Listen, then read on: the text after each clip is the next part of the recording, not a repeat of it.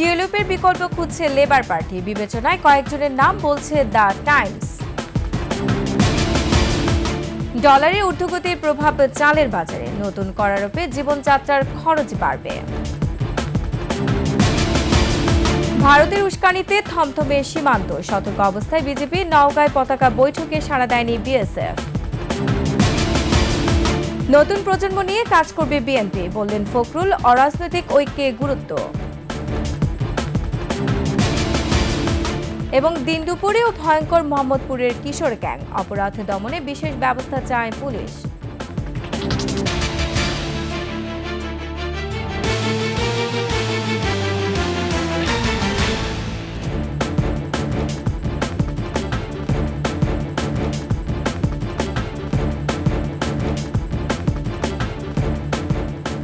শুনছিলেন সংবাদ শিরোনাম। আমন্ত্রণ সন্ধ্যার 21 সংবাদের সাথে আছে আমি রোমান আলী। দর্শক, 21 টেলিভিশনের সংবাদ একই সাথে সরাসরি দেখতে পাবেন আমাদের ফেসবুক পেজ www.facebook.com/2124 অনলাইনে। এছাড়া সাবস্ক্রাইব করতে পারেন www.youtube.com/@21 চ্যানেলে।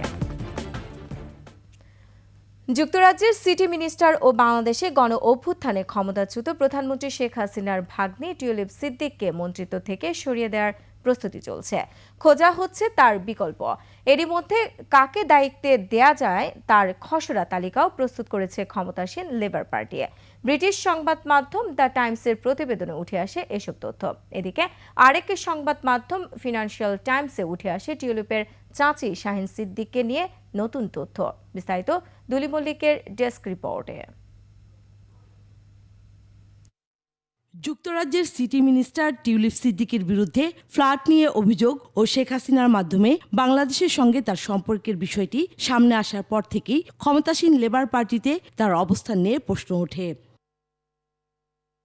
শুরু হয় টিউলিপকে তার মন্ত্রিত্ব থেকে সরিয়ে দেওয়া ও তার সম্ভাব্য উত্তরসূরি নিয়ে আলোচনা। যুক্তরাজ্য সরকার আনুষ্ঠানিকভাবে কিছু না জানালেও প্রধানমন্ত্রী স্যার কিয়ার স্টারমারের জ্যেষ্ঠ মিত্ররা এরই মধ্যে টিউলিপের বিকল্প প্রার্থীদের খসড়া তালিকা তৈরি করে ফেলেছে। ব্রিটিশ সংবাদ মাধ্যম দ্য টাইমসের প্রতিবেদনে উঠে আসে এসব তথ্য। দ্য টাইমস বলছে, নিজের বিরুদ্ধে ওঠা অভিযোগ তদন্তের আহ্বান জানানোর আগেই ওই তালিকা তৈরি করে লেবার পার্টি। প্রতিবেদনে বলা হয়, দলের অনেকে মনে করছে টিউলিপ এখন নিজের দোষ স্বীকার করে নিয়ে সম্মানজনক বিদায়ের পথ খুঁজছেন। যদিও টিউলিপের উপর এখনও আস্থা রেখেছেন প্রধানমন্ত্রী স্টারমার। বিকল্প প্রার্থীর তালিকা তৈরির বিষয়টিও সত্যি নয় বলে দাবি ডাউনিং স্ট্রিটের।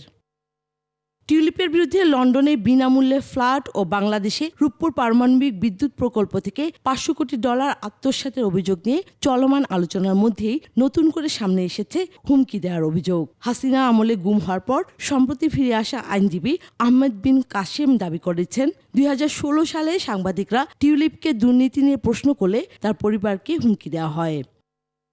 এদিকে ফিনান্সিয়াল টাইমসে উঠে আসে টিউলিপের চাচি শাহিন সিদ্দিকের $10 কোটি বিনিময়ে মাল্টার পাসপোর্ট নেয়ার চেষ্টার তথ্য। দুলি মল্লিক, ডেস্ক রিপোর্ট, 21 টেলিভিশন। সপ্তাহের ব্যবধানে বেড়েছে মুরগির দাম। সোনালী কক ও লেয়ার মুরগির দাম কেজিতে বেড়েছে 10 টাকা। এদিকে চালের দাম বেড়েছে 8 থেকে 10 টাকা। তবে সরবরাহ বাড়ায় কমেছে শীতের সবজির দাম। এদিকে নতুন করে কর আরোপের প্রভাব পড়েছে আমদানি করা ফলের বাজারে। বিস্তারিত জানাচ্ছেন নাহিদ সিরাজি নিম্মি। রাজধানীর কারওয়ান বাজারে শীতের সবজির সরবরাহ পর্যাপ্ত থাকায় প্রভাব পড়েছে দামে। দাম কমে স্বস্তি ফিরেছে। বিক্রেতারা বলছেন, সবজির সরবরাহ বাড়লেও ক্রেতা কম। সবজির দাম মোটামুটি কম আছে।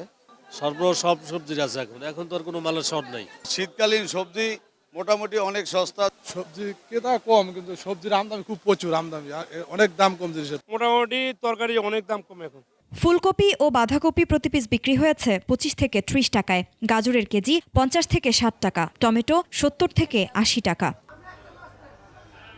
কয়েক সপ্তাহ ধরেই ঊর্ধ্বমুখী চালের দাম। কর অব্যাহতির প্রভাব পড়েনি দামে। এক সপ্তাহ আগে কিন্তু হলো 70-72 টাকা করে, সেটা এখন নিচ্ছে ওনারা হলো 80 টাকা করে। প্রতি কেজিতে 7 থেকে 8 টাকা করে বেড়ে গেছে। প্রতিটা চালের দামে বেশি, তবে এটা একমাত্র মিলারদের আর কোম্পানিদের সিন্ডিকেট। মাছের দাম স্থিতিশীল থাকলেও দাম বেড়েছে মুরগির। তেলাপিয়া মাছ ছিল, সাধারণ ছিল 180, 160, আজকে কিনছে 120 টাকা। 800 গ্রাম মাছ বেশি গত সপ্তাহে 1600 টাকা, এই সপ্তাহে বেশি 1800 টাকা কেজি। 350 করিয়া চাইছে, 340 টাকা করিয়া রাখছে আমার কাছ থেকে। এই এখন আজকে আমার মনে হয় দামটা একটু বেশি। সব মুরগির দাম বর্তমানে একটু বেশি হওয়ার কারণ হলো মানুষ বিয়ে শাদী পিকনিক এগুলো আরম্ভ হয়েছে, যার কারণে খামারের মালের একটু ক্রাইসিস, একটু ঠান্ডা পরনে মনে করে মাল উৎপাদন করে কুলাইতে পারছে না। কর আরোপে 280 টাকার নাশপাতি এখন 300 টাকা, আপেলের কেজি 350 টাকা, আর কমলা বিক্রি হচ্ছে 220 থেকে 350 টাকায়। নাহিদ সিরাজি নিম্মি, 21 টেলিভিশন, ঢাকা। বিএসএফ এর কাঁটাতারের বেড়া ও স্থাপনা নির্মাণকে কেন্দ্র করে এখনও থমথম সীমান্ত। সতর্ক অবস্থায় রয়েছে বিজিবি। প্রতিনিধিদের তথ্য ও ছবিতে ডেস্ক রিপোর্ট। চাঁপাইনবাবগঞ্জের শিবগঞ্জ উপজেলার চৌকা সীমান্তে কাঁটাতারের বেড়া নির্মাণকে কেন্দ্র করে বিজিবি ও বিএসএফ এর মধ্যে 3 দিন ধরে উত্তেজনা চলছিল। আন্তর্জাতিক নিয়ম উপেক্ষা করে ভারত সীমান্তের 100 মিটারের ভেতরে কাঁটাতারের বেড়া নির্মাণ করার সময় বিজিবি বাধা দেয়। 7 জানুয়ারি বিজিবি বিএসএফ পতাকা বৈঠকের পর বন্ধ রাখা হয় কাঁটাতারের বেড়া নির্মাণ। বর্তমানে চৌকা সীমান্ত প্রায় স্বাভাবিক, তবে যে কোনো পরিস্থিতি মোকাবেলায় সতর্ক অবস্থানে রয়েছে বিজিবি। বর্তমান অবস্থা এলাকার মোটামুটি ভালো, সচল, সবকিছুই ঠিক আছে। কাঁটাতারের বেড়া দিতে এসে আমরা প্রতিবাদ জানাচ্ছি এবং এটাকে আমরা রুখে দাঁড়াচ্ছি। নওগাঁর ধামইরহাট উপজেলার বস্তাপুর সীমান্তের ওপারে বিএসএফ কাঁটাতারের বেড়া নির্মাণের চেষ্টা চালায়। বুধবার বিজিবি ও স্থানীয়রা বাধা দেয়। এ নিয়ে উত্তেজনা সৃষ্টি হয়। এই সীমান্ত এখন শান্ত। বিজিবির যায় ওরা সবাই হেঁটে গেছে এবং এরা অনেকক্ষণ খুব দায়িত্বশীলভাবে ওখানে কাজ করেছে। ওরা এদিকে আর আসেনি, ভিড়েনি। বিটারা বাধা আছে, বিটারা ডাকতেছে, ওরা আসতেছে না, ওরা হুঁচি গেলে কাজ চালিয়ে যাচ্ছে। কোনো গরু বাজারের সমস্যা মানুষ যাতে দেবে না, ওরা সবসময় পাহারা দিলে কখন গুলি করে ঠিক নাই। পরিস্থিতি নিয়ে বিজিবি শুক্রবার বিকেলে পতাকা বৈঠক আহ্বান করে, তবে এতে এখনও সাড়া দেয়নি বিএসএফ। লালমনিরহাটের পাটগ্রাম সীমান্তে মঙ্গলবার বিকেলে বিএসএফ শূন্যরেখা বরাবর লাইট পোস্ট স্থাপনের চেষ্টা চালায়। এ সময় বিজিবি প্রতিবাদ জানায়। এতে লাইট পোস্ট স্থাপনাটি সরিয়ে নিতে বাধ্য হয় বিএসএফ। এলাকাবাসীর মধ্যে একটা আতঙ্ক বিরাজ করার কথা, যেহেতু ইতিপূর্বে বা এর পূর্বে কোনোদিনও এরকম অবস্থা আমরা দেখি নাই যে বেড়াকাটার বাইরে এরকম কোনো লাইট বা যে কোনো তারের ওদের ভিতর থেকে কারেন্টের তার নিয়ে এসে সংযোগ দিয়ে কোনো কিছু সেট করার মতো আমরা অবস্থা দেখিনি ইতিপূর্বে। বর্তমানে এই সীমান্তের পরিস্থিতিও শান্ত রয়েছে। Masum আলিসা, desk report, 21 television. CC ক্যামেরার পাশাপাশি night vision camera, movement detector সহ অত্যাধুনিক প্রযুক্তি ব্যবহারের মাধ্যমে বাংলাদেশ সীমান্তে নজরদারি বাড়িয়েছে ভারত। উদ্যোগ নিয়েছে নতুন করে কাঁটাতারে বেড়া নির্মাণের। বাংলাদেশের সাথে কোনো আলোচনা ছাড়াই দেশটির এমন পদক্ষেপ আন্তর্জাতিক আইনের লঙ্ঘন বলে মনে করছেন আইনজ্ঞরা। এর পেছনে অন্য কোনো কারণ আছে কিনা তা খতিয়ে দেখার পরামর্শও তাদের। আর জানাচ্ছেন প্রণব চক্রবর্তী।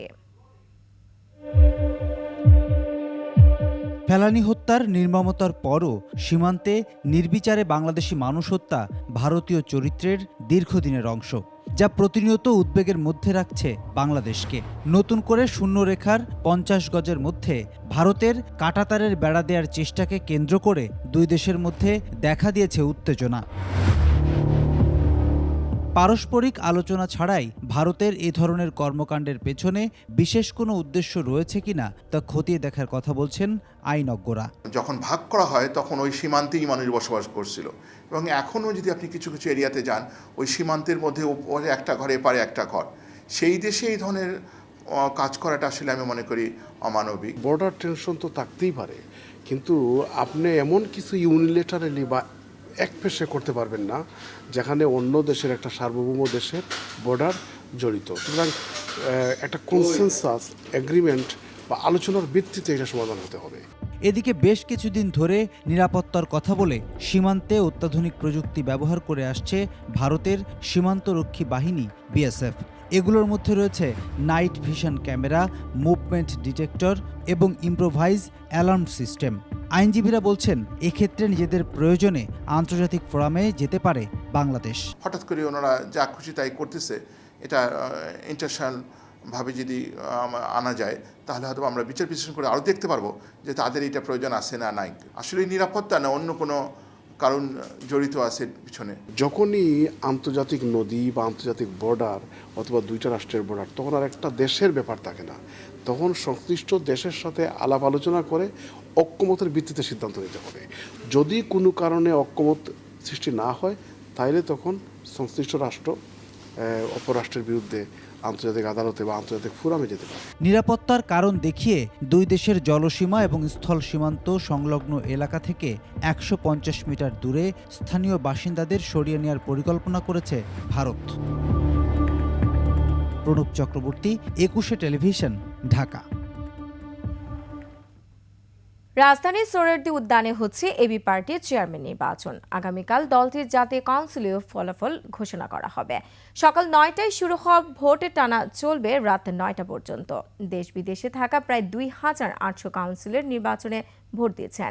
প্রবাসী ডেলিগেটসরা ভোট দিয়েছে অনলাইনে। নির্বাচনে FM সুলাইমান চৌধুরী, অবসরপ্রাপ্ত লেফটেন্যান্ট কর্নেল দিদারুল আলম ও মুজিবুর রহমান মঞ্জু চেয়ারম্যান পদে প্রতিদ্বন্দ্বিতা করছেন।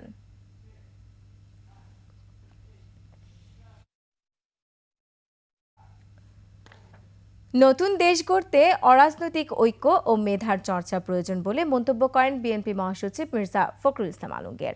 শুক্রবার এক ফুটবল টুর্নামেন্ট উদ্বোধনে তিনি কথা বলেন। এদিকে ভিন্ন এক কর্মসূচিতে দলের স্থায়ী কমিটির সদস্য আমির খসরু মাহমুদ চৌধুরী বলেছেন, খালেদা জিয়াকে নিয়ে -2 ফর্মুলা কেবলই মন গড়া চিন্তা ছাড়া কিছুই নয়। বিস্তারিত মাহিলা ইসলামের রিপোর্টে।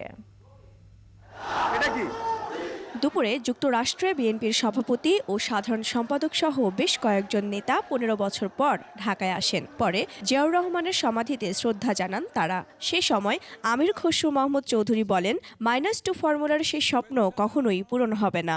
বাংলাদেশ জাতীয়তাবাদী দল আজকে যেখানে দাঁড়িয়েছে, সবচেয়ে জনপ্রিয় দল, সবচেয়ে জনপ্রিয় নেত্রী, সবচেয়ে জনপ্রিয় নেতা তারেক রহমান আজকে বাংলাদেশ তাদের অপেক্ষায় আছে, থাকবে।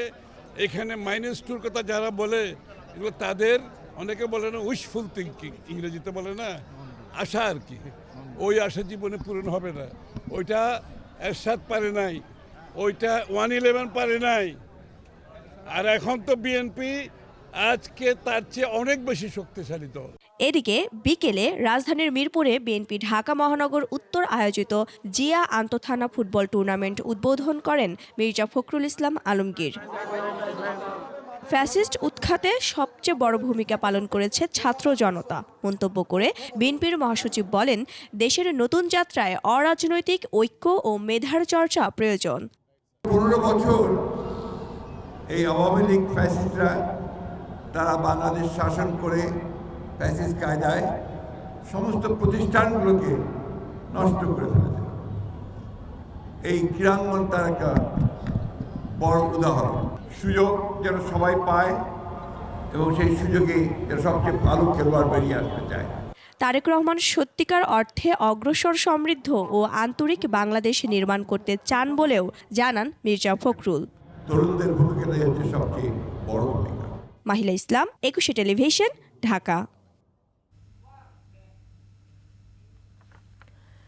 কিশোর গ্যাং, খুন, ছিনতাই আর ডাকাতির অভয়ারণ্য রাজধানীর মোহাম্মদপুর। আতঙ্ক নিয়ে দিন পার করছে এলাকাবাসী। বিভিন্ন অপরাধে প্রতি মাসে 80টির বেশি মামলা হচ্ছে থানায়। অপরাধ দমনে বিশেষ ব্যবস্থার দাবি পুলিশের। দর্শক, মোহাম্মদপুরের অপরাধের বিস্তারিত জানাচ্ছেন মাহতাব মিনহাজ। ডিসেম্বর মাসের 6 তারিখ রাত 2:47 মোহাম্মদপুরের পশ্চিম কাটাসুর এলাকার সিসি ফুটেজের চিত্র এটি। একদল কিশোর গলির ভিতর মহড়া দিচ্ছে বড় বড় ধারালো অস্ত্র নিয়ে। লাইটের আলোয় জলজল করছে অস্ত্রগুলো। একটু সামনে এগিয়ে বাড়ির গেটে কোপাতে থাকে তারা, জানান দেয় নিজেদের আধিপত্য। এ তো গেল মধ্যরাতের চিত্র। দিনের বেলায়ও ভয়ঙ্কর এই কিশোর গ্যাংয়ের সদস্যরা। কাউকে একা পেলে দিনে দুপুরেই এভাবে অস্ত্র হাতে ঝাঁপিয়ে পড়ে তারা। মালামাল দিয়ে দিলেও কোনো কারণ ছাড়াই কোপানোর চেষ্টা থাকে তাদের এমন ভয়ঙ্কর কর্মকাণ্ডের চিত্র অলিগলির সিসি ক্যামেরায় ধরা পড়ে বলে মোহাম্মদপুর এলাকার বাড়ির মালিকদের হুমকি দেয় চক্রটি। এমনকি নিজেরাই ভেঙে ফেলে অনেক বাড়ির সিসি ক্যামেরা। তারা মনে করে আমাদেরকে সিসি ক্যামেরা ছিল ওগুলো সব নিয়ে গেছে। কিন্তু অনেক দোকানপাটের সিসি ক্যামেরা ভাঙছে, আবার অনেক বাড়িরও সিসি ক্যামেরা ভাঙছে। কিশোর গ্যাং আর ছিনতাইকারীদের দৌরাত্ম্য সবচেয়ে বেশি ঢাকা উদ্যানের নবীনগর হাউজিং, চাঁদ উদ্যান ও চন্দ্রিমা হাউজিংয়ে। এলাকাগুলোতে তাদের দৌরাত্ম্যের গল্প শুনুন সাধারণ মানুষের মুখেই। পোলাপান সরসুম ছুরি চাপা ডিলে দৌড়াদৌড়ি করে। চাঁদ উদ্যানের বর্তমান অবস্থা খুবই খারাপ। এদিকে কিশোর গ্যাং পোলাপানগুলো এই গলিতে গলিতে মানুষের ধৈরা কোবাকুবি করে, কিছু বললে তারা অফেন চাপাটি নিয়ে অফেন ঘোরাছড়া করে। তাদেরকে এখানে আসলে প্রশাসন সহযোগিতা করছে না। মোহাম্মদপুরের বাসিন্দারা কেউ সন্ধ্যার পর ঘর থেকে মূল্যবান জিনিসপত্র নিয়ে বের হয় না। এমন দুর্বিষহ জীবনের পরিত্রাণ চায় তারা। কোন জায়গা থেকে কোন সময় চাকুরি নিয়ে ছুরি চাপাটি নিয়ে একটা ভালো মানুষ রাত্রেবেলায় ঢুকতে পারে না এলাকায়। রাত্রেবেলা আমরা কোনো আসলে নিরাপদ বোধ করি না বা ওরকম মূল্যবান জিনিসটা বের হতে পারি না। পুলিশ বলছে অপরাধ দমনে সর্বাত্মক চেষ্টা করছেন তারা। এই এলাকার অপরাধীদের ধরন আলাদা হওয়ায় বিশেষ পুলিশিং ব্যবস্থার কথাও বলছেন এই পুলিশ কর্মকর্তা। মোহাম্মদপুরের যে ছিনতাইকারী চক্র, এরা মানে একদম পেশাদার অপরাধ বিজ্ঞানীদের নিয়ে এই প্যাটার্ন নিয়ে চিন্তা করতে হবে। আমি বড় কিছু বলতে পারি না, কিন্তু আমি আমার মতামতটা দিচ্ছি যে এদেরকে নিয়ে স্পেশালি চিন্তা করতে হবে। চুরি ছিনতাইয়ের মতো অপরাধগুলোকে ছোট করে না দেখে বিষয়টি নিয়ে কঠোর হওয়ার মত এই অপরাধ বিশেষজ্ঞের। কিছু অপরাধ আছে যে অপরাধগুলো আইনগতভাবেই খুব সহজ অপরাধ হিসাবে বিবেচ্য, যে কখনো কখনো কোনো পরিস্থিতিতে রাষ্ট্রকে খুব কঠিন পথে হাঁটতে হয়। তখন সেই কঠোরতার মধ্যে দিয়ে যদি আমি পুরো এলাকার মানুষের নিরাপত্তা কিংবা তার নিশ্চিন্তে চলাফেরার অধিকারের নিশ্চয়তা নিশ্চিত করা যায়, তখন সেই পথে কখনো কখনো হাঁটতে হয়, বিকল্প থাকে না। অপরাধীদের যারা মদদ দিচ্ছে তাদেরকেও আইনের আওতায় আনার দাবি তার। এদেরকেও কিন্তু আইনের আওতায় নিয়ে আসা প্রয়োজন। মাহতাব মিনহাজ, 21 টেলিভিশন, ঢাকা। রাজধানীর উত্তরা পূর্ব থানা থেকে পালিয়ে যাওয়া জুলাই আন্দোলনে হত্যাকাণ্ডের আসামি সাবেক ওসি শাহ আলমকে গ্রেফতারে রেড অ্যালার্ট জারি করেছে পুলিশ সদর দফতর। এ ঘটনায় পুলিশ বাদী হয়ে মামলা করেছে। গঠন করা হয়েছে তদন্ত কমিটিও। চাঞ্চল্যকর এই ঘটনার প্রতিবাদে থানার সামনে অবস্থান নিয়ে বিক্ষোভ করেছে উত্তরার আন্দোলনকারী শিক্ষার্থীদের সংগঠন জুলাই রেভলিউশনারি অ্যালায়েন্স। দীপু শিকদার রিপোর্টে বিস্তারিত।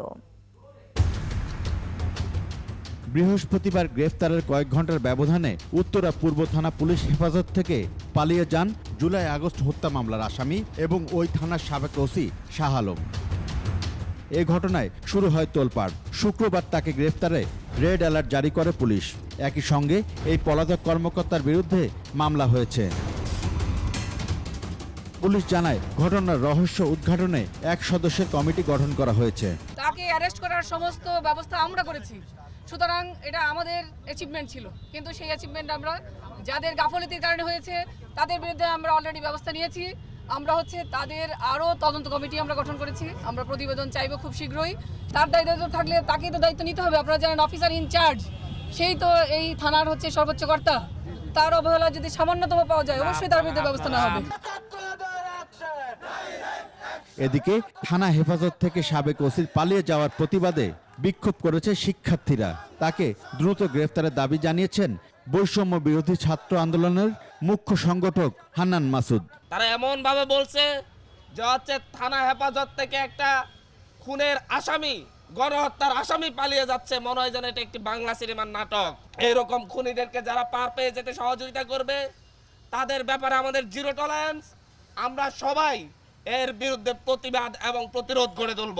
পরে পুলিশের আশ্বাসে 3 দিনের জন্য কর্মসূচি স্থগিত করা হয়। যারা এখানে আছেন ছাত্ররা জানেন, আপনারা যা কিছু করতে যান আমি কিন্তু এটা এগেন্সে থাকি না। দীপু শিকদার, 21 টেলিভিশন, ঢাকা। কথা ছিল আমন উঠলে দাম কমবে। দাম তো কমেনি, বরং মোটা চাল কেজি প্রতি বেড়েছে 3 থেকে 5 টাকা। চালের বাজার যখন চড়া, তখন শতাধিক পণ্যের নতুন করে শুল্কের বোঝা এসে পড়েছে সাধারণ ভোক্তাদের মাথায়। নতুন করে শুল্ক বৃদ্ধিতে সব ধরনের পণ্যের পাশাপাশি চালের বাজারেও প্রভাব পড়ার আশঙ্কা রয়েছে বলে মনে করছেন ব্যবসায়ীরা। মানিক শিকদার রিপোর্ট। 2024 সাল জুড়ে দ্রব্যমূল্যের ঊর্ধ্বগতিতে সাধারণ মানুষ অতিষ্ঠ।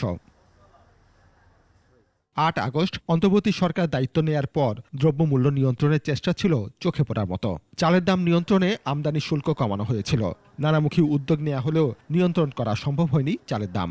আমন মৌসুমেও আবারও দাম বাড়ায় হতাশ ভোক্তারা।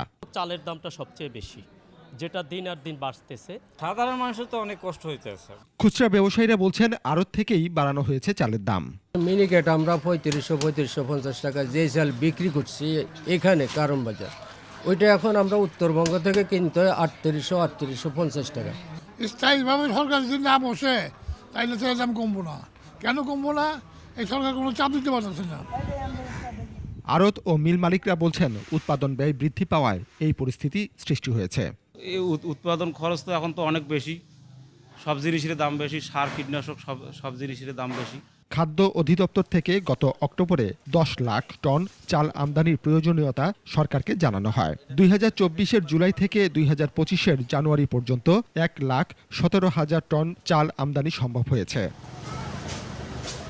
ডলারের দাম বৃদ্ধি পাওয়ায় বেড়েছে আমদানি ব্যয়, যার ফলে বেসরকারি খাতেও কমেছে চাল আমদানি। সরকার নিজস্ব উদ্যোগে ভারত, পাকিস্তান, মিয়ানমার ও ভিয়েতনাম থেকে চাল আমদানির চেষ্টা করছে, তবে আমদানি প্রক্রিয়া নিয়ে রয়েছে জটিলতা। একসময় যে যা পারছে তার মতো আমদানি করছে, এটা করে ওপেন করে দেব না, এটারে নিয়ন্ত্রণ করবো। তখন যেদিন ওরা হাত পায়ে ধরিয়া, যারা ব্যবসা করে হাত পায়ে ধরিয়ে আমাকে বলবে যে মাফসা আর তোমরা বিদেশ থেকে আমদানি করার সুযোগ দিও না, আমি বলবো তা তোরা পাপসা লিস্টাম দে, হদ দে, যে আমরা ম্যানিপুলেট করবো না, বাজারকে আমরা বাড়াবো না, আর মজুদরি করবো না, সেদিন করে ছাড়া হবে। তার যার ইম্পোর্ট লাইসেন্স আছে সে নিয়ে আসবে, ইম্পোর্ট করে নিয়ে আসবে, তাহলে বাজারটা স্থিতিশীল চলে আসবে। মুদ্রাস্ফীতির চাপ, নিত্যপণ্যের লাগামহীন ঊর্ধ্বগতির অসময়ে নতুন করে শতাধিক পণ্য ও সেবার মূল্য সংযোজন কর ও সম্পূরক কর বাড়িয়েছে সরকার। এতে আরেক দফা বাড়ছে জীবনযাত্রার খরচ। দাম বাড়ার আশঙ্কা আছে ঔষধ, ফল, কোমল পানীয়, বিস্কুট সহ নানা খাদ্যপণ্য। এছাড়া ব্যয় বাড়বে ইন্টারনেট, মোবাইল ও পোশাকেও। তখন যখন বিদেশি মাল আছে আমার দাম ঠিক আছে, যেই এগুলো বন্ধ করে দেওয়া হবে তখন আমার প্রোডাক্টের দাম বাড়াই দেওয়া হবে। এইটাকে নিয়ন্ত্রণ করে আমাদের আগে শুনেন অ্যাওয়ারনেস বাড়াইতে হবে। এইসব পণ্যের মূল্যবৃদ্ধির প্রভাব চালের বাজার আরও অস্থিতিশীল করতে পারে বলে মনে করছেন ভোক্তা ও ব্যবসায়ীরা। মানিক শিকদার, 21 টেলিভিশন, ঢাকা। ঢাকা মেডিকেলের মর্গে পড়ে থাকা 6 মরদেহ জুলাই গণ অভ্যুত্থানে নিহতদের বলে দাবি করেছে গণ অভ্যুত্থান বিষয়ক সেল। ঢাকা মেডিকেলের জরুরি সংবাদ সম্মেলনে সেলের সম্পাদক হাসান ইনাম এ দাবি করেন। তবে মরদেহগুলোর কারো পরিচয় এখনও নিশ্চিত করা সম্ভব হয়নি। তানজিলা তাসনিমের রিপোর্টে থাকছে বিস্তারিত। 16 জুলাই থেকে 5 আগস্ট পর্যন্ত চলা আন্দোলনে নিহতের সংখ্যা নিয়ে এখনও আছে মতভেদ। এমন পরিস্থিতির মাঝেই শুক্রবার ঢাকা মেডিকেলের মর্গে থাকা 6 মরদেহের তথ্য সামনে এলো। জুলাই গণ অভ্যুত্থান বিষয়ক সেলের সম্পাদক জানান, ছাত্র জনতার আন্দোলনেই তাদের মৃত্যু হয়েছে। বিশেষ সেল তার রুটিন ওয়ার্ক করতে গিয়ে ঢাকা মেডিকেল কলেজে গণ অভ্যুত্থানে শহীদ হওয়া 6টি বেওয়ারিশ লাশ এখনও আছে বলে জানতে পারে। শাহবাগ থানার পক্ষ থেকে বলা হয়েছে লাশগুলো বৈষম্য বিরোধী আন্দোলনের, অর্থাৎ আমরা ধরে নিচ্ছি লাশগুলো গণ অভ্যুত্থানের। ময়নাতদন্তের রিপোর্টে এসেছে আঘাতজনিত কারণে তাদের মৃত্যু হয়েছে, তাই পুনরায় ময়নাতদন্তের দাবিও জানানো হয়। এখানে যে 6টার মধ্যে পাঁচ জনের ময়নাতদন্তের রিপোর্টে মৃত্যুর কারণ হিসেবে লেখা হয়েছে আঘাতজনিত কারণে মৃত্যু, আর একজনের যে এনামুল তার মৃত্যুর কারণ হিসেবে লেখা হয়েছে ডিজিজড, উপর থেকে নিচে পড়ে মৃত্যু। পরিবারের সদস্যদের খুঁজে বের করে মৃতদেহগুলো হস্তান্তর করা হবে বলেও জানানো হয় সংবাদ সম্মেলনে। আমরা এই লাশগুলো তার পরিবারের কাছে ফিরিয়ে দেওয়ার জন্য সর্বাত্মক চেষ্টা করব। তানজিলা তাসনিম, 21 টেলিভিশন, ঢাকা। পরিমার্জন করতে গিয়ে সারা দেশের শিক্ষার্থীদের হাতে শতভাগ বই তুলে দেওয়া সম্ভব হয়নি বলে জানিয়েছেন প্রাথমিক ও গণশিক্ষা উপদেষ্টা বিধান রঞ্জন রায় পোদ্দার। দুপুরে সুনামগঞ্জে বিদ্যেশ্বরী পাবলিক উচ্চ বিদ্যালয় ও কলেজের শতবর্ষ উদযাপন অনুষ্ঠানে সাংবাদিকদের প্রশ্নের জবাবে তিনি বলেন, সারা দেশে প্রাথমিক পর্যায়ে প্রথম শ্রেণী থেকে তৃতীয় শ্রেণীর শতভাগ বই বিতরণ করা হয়েছে, তবে চতুর্থ ও পঞ্চম শ্রেণীর বই এখনও শতভাগ বিতরণ করা সম্ভব হয়নি। তবে জানুয়ারি মাসের মধ্যে সব জায়গায় শতভাগ বই পৌঁছে দেওয়া হবে বলে আশ্বস্ত করেন তিনি। বইগুলো সব জায়গাতে দিতে পারিনি আমরা এখনো, এবং এইগুলো আমরা আশা করি এ মাসের মধ্যেই সব জায়গাতে পৌঁছে দিতে পারবো। এবার তো সমস্যাটা হলো যেহেতু পরিমার্জন করতে হয়েছে বইগুলো, সেজন্য দেরি হলো। আগামী বছরই সমস্যাটা হবে। তাবলিগের সাদপন্থীদের কর্মকাণ্ড নিষিদ্ধ। 24 ঘন্টার মধ্যে ইজতেমা মাঠে 4 হত্যাকাণ্ডের সঙ্গে জড়িতদের জামিন বাতিলের দাবিতে বিক্ষোভ জোবাইরপন্থীরা। জুমার নামাজের পর বায়তুল মোকাররমের উত্তর গেটে কর্মসূচি থেকে ইজতেমার মাঠে হামলাকারীদের দ্রুত বিচারের দাবি জানানো হয়। সাদপন্থীদের ইজতেমা করতে দেয়া হবে না বলেও ঘোষণা দেওয়া হয়। পরে বিক্ষোভ মিছিল বের হয়। নাটোরের বড় হরিশপুর কেন্দ্রীয় মহাশ্মশানে চুরি ও তরুণ দাস নামে একজনকে হত্যার মূল আসামি সবুজ হোসেনকে গ্রেফতার করা হয়েছে। সংবাদ সম্মেলনে পুলিশ জানায় রাতে চট্টগ্রাম থেকে তাকে গ্রেফতার করা হয়। প্রাথমিক জিজ্ঞাসাবাদে সবুজ হত্যাকাণ্ডে জড়িত থাকার কথা স্বীকার করেছে এবং জড়িত অন্যান্য সম্পর্কে তথ্য দিয়েছে। 21 ডিসেম্বর সকালে নাটোর কেন্দ্রীয় মহাশ্মশানের মন্দির ভান্ডার ঘর ভোগ ঘরের তালা ভেঙে চুরি হয়। ভোগ ঘরের বারান্দায় হাত পা বাঁধা তরুণ দাসের মরদেহ উদ্ধার করে পুলিশ।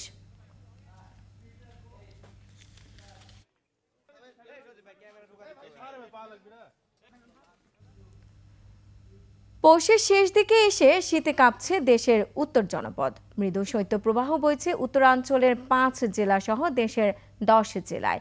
বেড়েছে খেটে খাওয়া ও ছিন্নমূল মানুষের দুর্ভোগ। মৌসুমের সর্বনিম্ন তাপমাত্রা 7.3 ডিগ্রি সেলসিয়াস রেকর্ড করা হয়েছে পঞ্চগড়ের তেঁতুলিয়ায়। প্রতিনিধিদের তথ্যচিত্রে ডেস্ক রিপোর্ট। পৌষের শেষে কমছে তাপমাত্রা, শৈত্যপ্রবাহের ব্যাপ্তি বেড়ে রাজশাহী, পাবনা, নওগাঁ, দিনাজপুর, পঞ্চগড়, যশোর, কুষ্টিয়া, চুয়াডাঙ্গা, গোপালগঞ্জ ও মৌলভীবাজারের উপর দিয়ে বইছে মৃদু শৈত্যপ্রবাহ। মৌসুমের সর্বনিম্ন তাপমাত্রায় কাঁপছে দেশের সবচেয়ে উত্তরের জনপদ। দিনভর সূর্যে দেখা মিললেও হিম শীতল বাতাসে ম্লান উত্তাপ। গরম কাপড়ের অভাবে শীতার্ত মানুষ ভরসা খুঁজছেন খড়কুটোর আগুনে। তবুও ঠান্ডায় কাহিল খেটে খাওয়া মানুষ। এত ঠান্ডা যে ঠান্ডার জন্য মানুষ ঘর থেকেই বের হতে পারতেছে না। ঠান্ডায় মানুষ শরীর খুব কাঁপতেছে। নীলফামারীতে প্রতিদিনই কমছে তাপমাত্রার পারদ। কখনো কখনো সূর্যে দেখা মিললেও উত্তাপ একেবারেই কম। হিম বাতাসে নাকাল সাধারণ মানুষ। এখন ঠান্ডার জন্য মানুষ আসে না, চলাফেরায় খুব অক্ষম এবং কাজকর্মে যেতে পারতেছে না। তীব্র শীতে কাহিল কুড়িগ্রামের মানুষও। কনকনে ঠান্ডায় ব্যাহত স্বাভাবিক জনজীবন। বিড়ম্বনায় খেটে খাওয়া বিভিন্ন পেশার শ্রমজীবীরা। শীত বাড়ায় খড়কুটোর আগুনেই ভরসা চুয়াডাঙ্গার দরিদ্র মানুষের। কমেছে খেটে খাওয়া মানুষের আয় রোজগার। ঠান্ডাজনিত রোগীর চাপ বেড়েছে হাসপাতালগুলোতে। প্রচুর ঠান্ডা পড়ছে, এই কারণে বাবু ঠান্ডা লেগেছে। এত ঠান্ডা, এত কষ্ট নিয়ে আমাদের চলাচল করা লাগে। নোয়াখালীতেও কুয়াশার চাদর ভেদ করে উঁকি দিয়েছে সূর্য, তবে কমাতে পারছে না শীতের দাপট। পাহাড়ি জেলা রাঙামাটিতেও তীব্রতা বাড়ছে শীত। কুয়াশা আর হিমেল বাতাসে কাবু জনজীবন। কাজ করা যায় না, ঠান্ডা লাগে তো আমি বাড়িতে পারি না। মোটামুটি তো প্রচুর ঠান্ডা পড়তেছে আর কি। আবহাওয়া অফিস জানিয়েছে তাপমাত্রা কমে ব্যাপ্তি বাড়তে পারে শৈত্যপ্রবাহের। খুরশিদ আলম, টেক্স রিপোর্ট, 21 টেলিভিশন। এবারে আভিবা ফিনান্স লিমিটেড বাণিজ্য সংবাদ।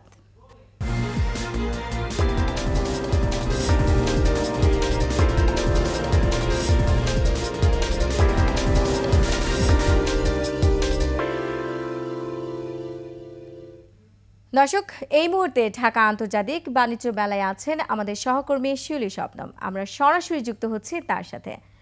শিউলি, আপনি তো আমাকে শুনতে পাচ্ছেন নিশ্চয়ই। শিউলি, আজ তো ছুটির দিন, তো ওই ছুটির দিনে বাণিজ্য মেলা কেমন দেখছেন বিস্তারিত আমাদের জানান। আপনি জানেন আজকে মেলার 10ম দিন এবং 10ম দিন সাপ্তাহিক ছুটির দিন শুক্রবার হওয়ায় আপনি নিশ্চয়ই এর মধ্যে আমার ক্যামেরার মাধ্যমে পেছনে দেখতে পাচ্ছেন আসলে ক্রেতা দর্শনার্থীদের উপস্থিতিতে মেলা এই মুহূর্তে জনসমুদ্রে পরিণত হয়েছে অনেকটা। এবং আমরা দেখতে পাচ্ছি সকাল থেকে শুরু করে আসলে দর্শনার্থীদের এই আগমন ঘটে এবং যখন বেলা হতে থাকে, বিকেল গড়াতে থাকে, তখন আসলে দর্শনার্থীদের সমাগমে আসলে এই মেলা প্রাঙ্গণে পা ফেলার জায়গা নেই যেন, অনেকটা এরকম আমরা দেখতে পেয়েছি। এবং ক্রেতা দর্শনার্থীরা বিভিন্ন স্টলগুলোতে তাদের পছন্দের পণ্য দেখার জন্য ভিড় করছেন এবং প্রতিটা স্টল এবং প্যাভিলিয়নে আমরা দেখেছি যে দর্শনার্থীদের উপচে পড়া ভিড়। এবং পুরো সপ্তাহ জুড়ে আসলে ক্রেতা দর্শনার্থীদের যেরকম খরা যায় অনেকটা, এই সাপ্তাহিক ছুটির দিনে সেই খরা যেন অনেকটা ঘুচে যায়। এবং আমরা যদি একটু বিক্রির কথা বলি আপনাদেরকে, আমরা আসলে ক্রেতাদের সাথে এবং বিক্রেতাদের সাথে কথা বলে যেটা জেনেছি, ক্রেতারা বলছেন আসলে জিনিসপত্র গতবারের তুলনায় বা অন্যান্য বছরগুলোতে যেরকম বাণিজ্য মেলায় নতুন নতুন জিনিসপত্র আসে, সেরকম জিনিস আসলে তারা অনেকটাই কম বলে মনে করছেন এবারের মেলায়। এছাড়া যে বিভিন্ন বিদেশি স্টল এবং প্যাভিলিয়নগুলো এবার মেলায় এসেছে তাদেরও বৈচিত্র্য বা বাহারি অনেকটা কম বলে মনে করছেন ক্রেতারা।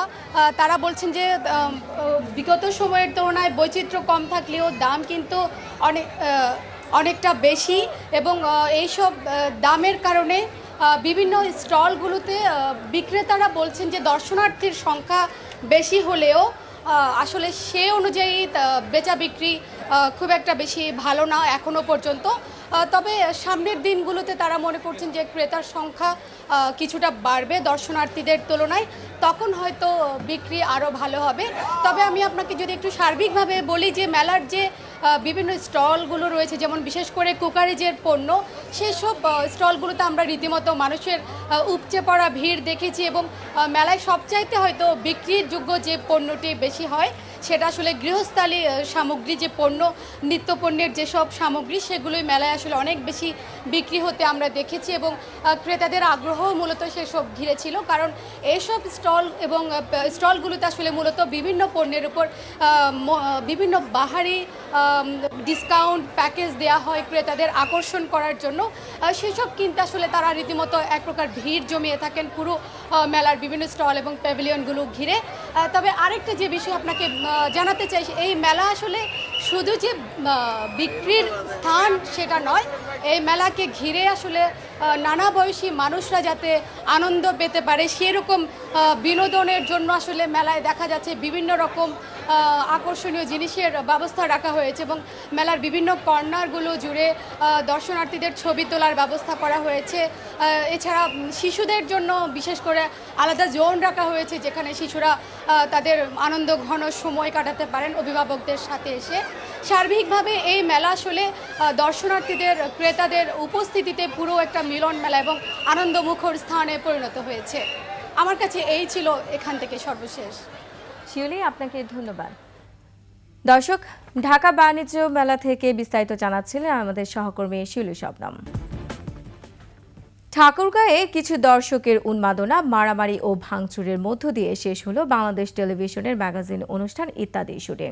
বৃহস্পতিবার সন্ধ্যা ৬টায় রানী শঙ্কৈল উপজেলার রাজা টঙ্কনাথের ঐতিহাসিক জমিদার বাড়ির চত্বরে ইত্যাদির কয়েকটি পর্ব দর্শকদের জন্য ২,০০০ আমন্ত্রণপত্র বিতরণ করা হয়। তবে অনুষ্ঠানে লক্ষাধিক মানুষের সমাগম হয়। আমন্ত্রণপত্র পায়নি এমন দর্শকরা মারামারি ও ভাঙচুর করে। এক পর্যায়ে শুটিংয়ের কাজ শেষ না করে অনুষ্ঠান বন্ধ রাখা হয়। গভীর রাতে অনুষ্ঠানের বাকি অংশের ধারণের কাজ শেষ করা হয়।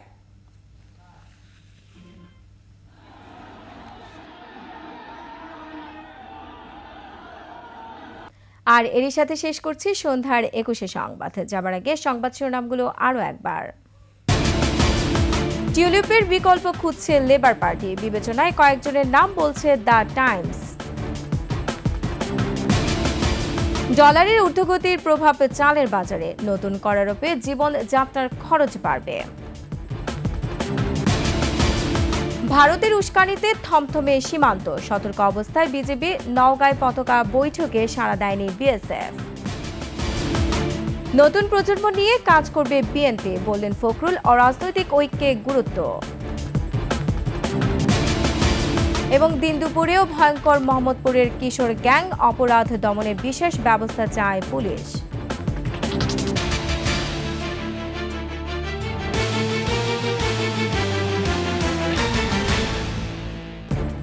দর্শক, সর্বশেষ সংবাদ জানতে ডায়াল করুন 2021 নম্বরে, আর ভিজিট করুন 21-tv.com এই ওয়েবসাইটে। ফেসবুকে ভিজিট করতে পারেন www.facebook.com/2124 অনলাইনে। এছাড়া সাবস্ক্রাইব করতে পারেন www.youtube.com/@21etv চ্যানেলে। এতক্ষণ সঙ্গে থাকার জন্য ধন্যবাদ। পরবর্তী সংবাদ রাত ৯টায় দেখার আমন্ত্রণ রইল। 21-এর সাথেই থাকুন।